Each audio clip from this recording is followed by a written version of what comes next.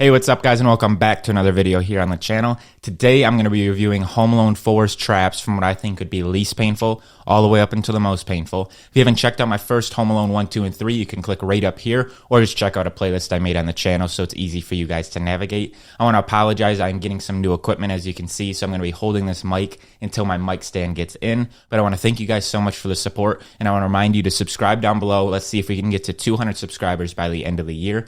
But without further ado, let's get into today's video of reviewing all of the Home Alone 4 traps. I do have to point out, after watching this film last night, Home Alone 1 and 2 are classics, they're great. Home Alone 3 was tolerable for me, but this one I don't think I'll be watching again in the near future. Not many traps, the story's bad, and they're trying to incorporate the same characters, but they're played by different actors, so the story doesn't make sense, and it's just very incohesive to me. Alright, so this first trap up happens within like the first 30 minutes of the film, but I have a couple negatives to point out with this one. They could have easily been caught and the film would have been over. Granted, I know why they don't do this, but the story doesn't go along with it to make it make sense. But then we get to see this like 30 jet shower, which frankly, kind of jealous I haven't experienced or I don't have one. All I know is getting hit with those at point blank to the face, it would probably sting a little bit. It kind of reminds me of when you're a kid, you're outside, and your brother or sister decides to hit you with the hose to the shin. Kind of stings. I don't know if that was just me or if that happened to anybody else, but it was not a good time. But then they start slipping and sliding on water. Water should not be that slippery. I don't know what kind of water you have in Chicago, but you think it'd be like oil or something, the way that they're slipping and sliding and making a fool out of themselves.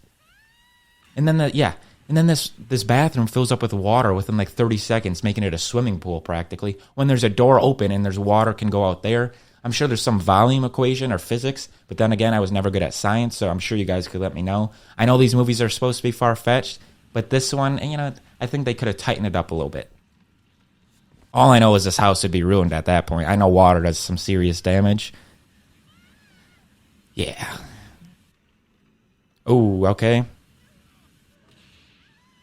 think it kind of would be fun, though. I don't know how you would film this more than once. I feel like the set would kind of be ruined after that, but that is why this one is going to get number 1 on my list. I don't think it'd really be painful at all. Maybe the first thing when you get stung with the jets, but after that, I mean, it's basically like you're swimming and slipping and sliding, so...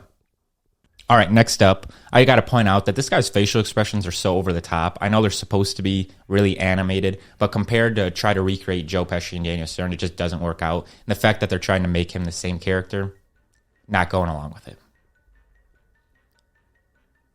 Okay. I'm going to try to pull his feet out, and for some reason, he has so much momentum that he's going to fall way backward.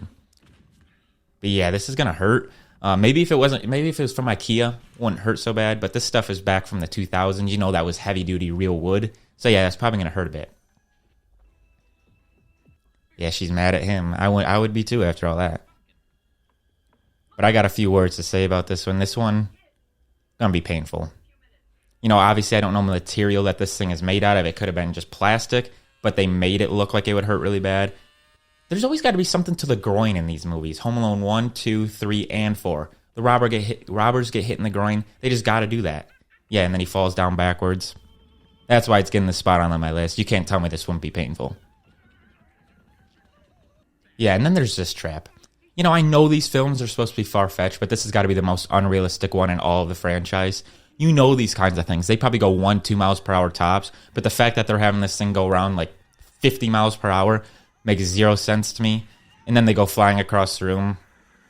I mean, I know it's supposed to be theatrical, but then he falls down. Would be painful, no doubt about it. You'd get like severe vertigo, and then you fall from, I don't know, 20 feet. It's gonna hurt, but for me, it's like so unrealistic that it's almost not enjoyable. And that's why like the Home Alone 4 film is just not as good as the other ones, in my opinion.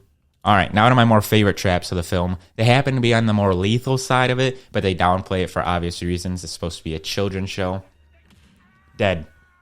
Broken neck, you're over. You ever seen 1,000 Ways to Die? That girl gets hit in the neck with a window and she's dead. Same thing would happen here. This dumbwaiter would not stop. It would just keep going down. Would not be a pretty sight if you were actually there.